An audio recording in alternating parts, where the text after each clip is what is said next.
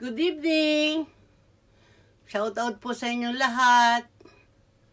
Ngayon po ay gagawa tayo ng aking embutido. This is my embutido. Yan po ang 5 kilong giniling. Lalagyan ko po siya ng carrots, bell pepper, pasas, pickles, 10 itlog sa 5 kilo, and then sibuyas na pino. Yan po yung mga sangkap ng aking embutido. Marami po akong gagawin for Christmas.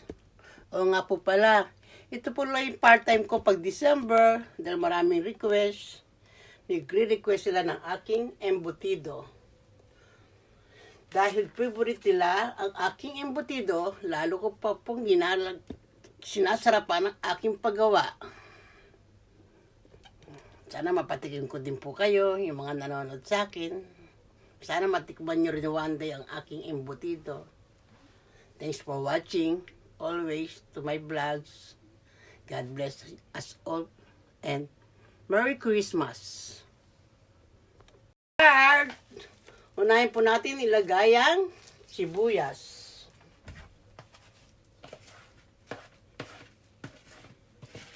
Lagay na po natin lahat ng mga sangkap. And then, isunod po natin ng pickles. Ang pickles po. Yan po, ilagay po natin ang pickles. Matrabaho lang ng alam po ito, pero wala tayong magagawa. Ito po yung pamana ng aking namayapang ina kung paano paggawa ng embutido. Pampangas version. Kapampangan version.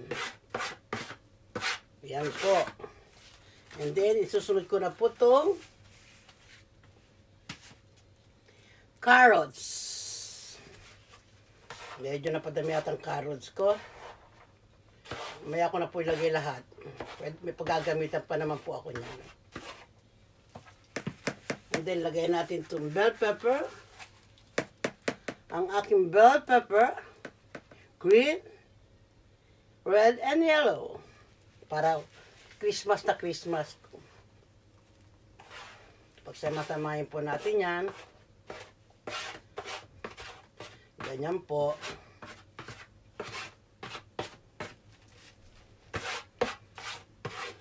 Sayang po yung mga yan. Ang hirap magtadtad ha. Mabuti na lang meron akong munti ko na makalimutan. Raisin. May mga ayaw ng raisin. Wala tayong magagawa. Pero kasama po sa sangkap yan. Tanggalin na lang ninyo pag kinakain nyo na.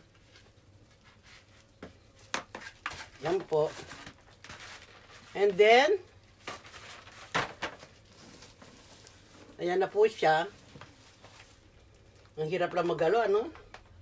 Medyo umaapaw na. And then, ayan po.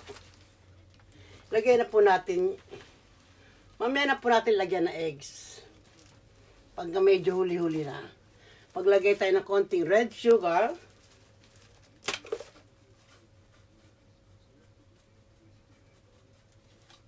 Yan po. And then, ano ba yan? Sumama ni akin, no?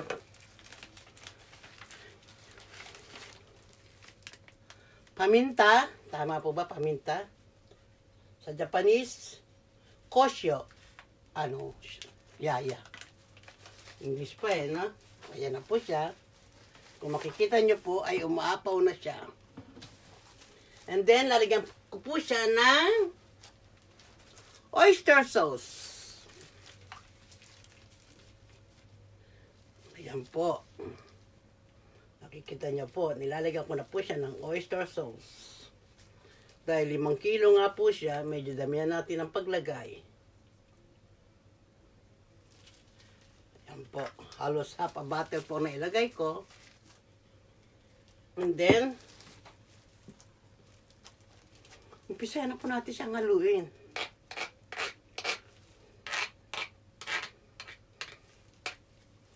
Mukhang ito po, naka-gloves po ako. Don't worry.